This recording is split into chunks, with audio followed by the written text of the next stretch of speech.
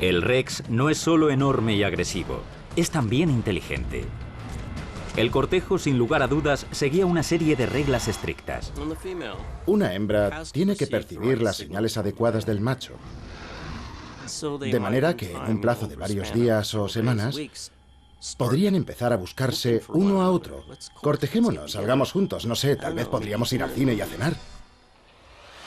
Para un T-Rex macho, cuando se trata de impresionar a una hembra, existe otro problema.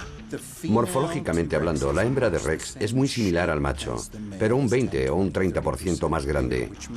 Eso implica una mayor fuerza y que en un enfrentamiento de poder a poder, la hembra saldrá siempre victoriosa. Cuando un macho solitario intenta atraer a una hembra, corre sin duda un gran riesgo. La correcta interpretación de los mensajes del sexo opuesto puede representar la diferencia entre la vida y la muerte.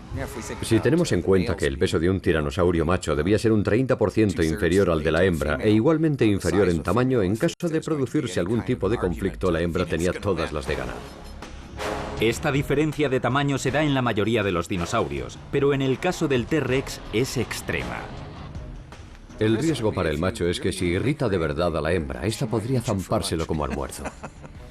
Incluso para un macho que ha llegado tan lejos como este y está a punto de obtener su recompensa, un paso en falso podría resultar fatal. Ahora se encuentra en la zona peligrosa, en la zona de la muerte. Si la hembra le rechaza en ese momento, podría arrancarle la cabeza de un mordisco, lo que en términos de cálculo darwiniano representaría su fin.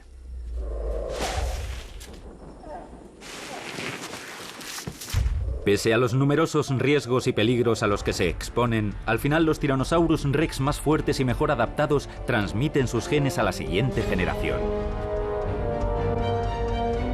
Una generación que podría resultar un poco más inteligente, un poco más fuerte e incluso puede que más resistente que sus progenitores. A lo largo del Cretácico, los dinosaurios llevan a cabo rituales de apareamiento ceremoniosos, peligrosos y extraordinariamente convulsos. Solo los machos más fuertes o más inteligentes se ganan el derecho a obtener su recompensa, y solamente sus características pasarán a la siguiente generación. Un cuerno más largo, una gorguera más fuerte, o una garra más grande, o una mejora en el sentido del oído, de la vista o del olfato. Los genes que transmiten las características menos útiles pasan al final de la línea evolutiva. Los fósiles nos dan muchas pistas sobre la adaptación de los dinosaurios, pero revelan muy poco sobre sus costumbres a la hora del cortejo. Imaginarse a estos grandes tiranosaurios de 3 o 4 toneladas de peso llevando a cabo sus danzas de apareamiento resulta bastante chocante. Sin embargo, sabemos que los peligros del apareamiento son reales. Las pruebas fósiles muestran heridas graves o incluso fatales, colas aplastadas, costillas y vértebras fracturadas o cráneos mordidos. Los dinosaurios crean la siguiente generación asumiendo riesgos. Si el macho pretende aparearse, tiene que estar seguro de que la hembra es receptiva, porque en caso contrario su forma de rechazarle puede ser dramática y en algunos casos fatal. Existe un motivo por el que la evolución pone a las hembras al mando. Cuando se trata de reproducción, son ellas las que hacen el verdadero trabajo, y por lo tanto a ellas les corresponde decidir qué características deben perdurar y cuáles sencillamente desaparecer. La hembra es el verdadero eslabón en la cadena evolutiva. Son las que forjan a las crías. Esa pequeña cantidad concreta de esperma llega muy lejos. La mayoría de los machos probablemente no llegan a reproducirse. Tal como sucede con los animales hoy en día, la mayoría de los dinosaurios macho se enfrentan entre sí por la posibilidad de reproducirse. Las hembras buscan un macho que pueda demostrar que es más fuerte, más resistente y tal vez más inteligente que sus competidores. Sin embargo, la evolución camina a veces en otra dirección y prima algunas características muy especializadas y altamente inusuales. Desde el punto de vista físico, el cuerno del Parasaurolophus resulta inútil como arma. Es hueco y frágil, y su grosor apenas alcanza los 2,5 milímetros. Sin embargo, como instrumento de comunicación, es un sistema de defensa extraordinariamente efectivo, capaz de enviar mensajes complejos y de advertir de un peligro o de una situación de emergencia. A lo largo de 1000 generaciones, esta cresta se va haciendo más larga y emite sonidos de baja frecuencia capaces de alcanzar grandes distancias. Las capacidades de comunicación se convierten en una ventaja evolutiva. Y muy pronto las hembras solo quieren aparearse con un macho provisto de una cresta con un gran juego de tubos. Es un órgano generador de sonido.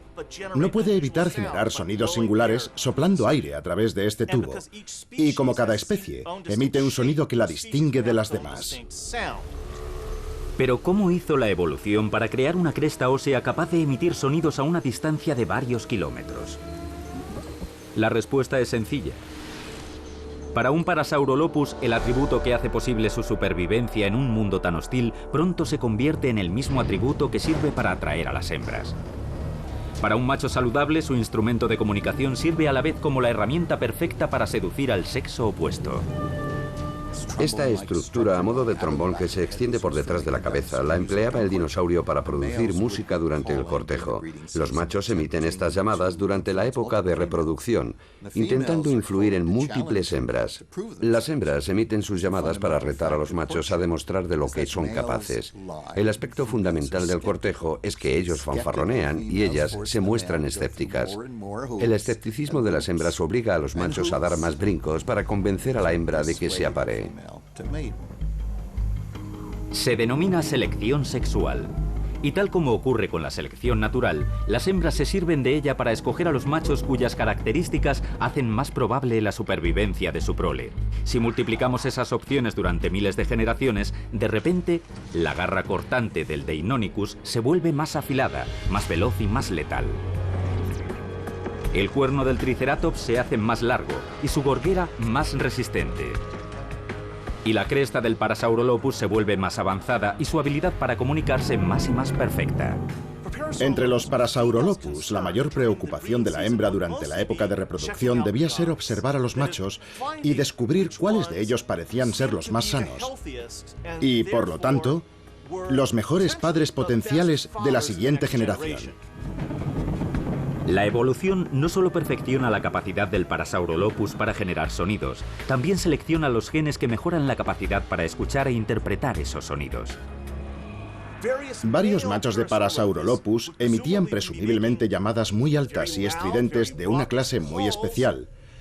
Y la hembra del Parasaurolophus juzgaba las llamadas en base a dos parámetros: la calidad del sonido, que seguramente le indicaba lo sano que era el individuo, y luego su habilidad para generarlo con la mayor precisión, ya que demostraba que era una criatura con una mente saludable, dotada de los genes adecuados para procrear. Los machos con las crestas más largas pueden producir las frecuencias más ricas y más bajas, sonidos que pueden viajar kilómetros. Y esas mismas llamadas de baja frecuencia son las que resultan más atractivas a las hembras. Distintos Parasaurolophus debían competir unos con otros emitiendo sonidos. Y las hembras seguramente aprovechaban la ocasión para decir: «Oye, Encanto, eso suena muy bien, eres el tipo que me conviene». Las modificaciones genéticas a lo largo del tiempo proporcionan a los Parasaurolophus las herramientas necesarias tanto para emitir como para captar sonidos de baja frecuencia.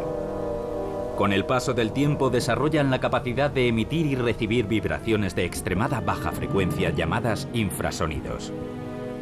Cada especie parecía tener su propia nota.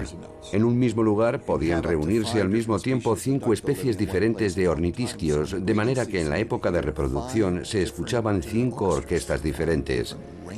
Y las notas eran tan extremadamente bajas que se podía sentir su vibración en los pies. Sin embargo, el Parasaurolophus es la excepción, no la regla. Para la mayoría de las hembras del Cretácico, encontrar un compañero más fuerte, más inteligente y equipado con unas herramientas de matar más avanzadas que sus congéneres resulta crucial. Pero aún hay más. Cuando un T-Rex macho sobrevive hasta la edad adulta, quiere decir probablemente que ha tenido una buena crianza parental. Es indudable que ha desarrollado buenas habilidades para cazar, e incluso es posible que aprendiese a agazaparse cuando el Quetzalcoatlus descendía e intentaba apresarla siendo una cría. En otras palabras, no se llega hasta este estadio sin unos buenos genes que transmitir. Pero la evolución no depende solamente del apareamiento. Depende también de garantizar que los valiosos huevos puedan eclosionar y sus crías lleguen a desarrollarse.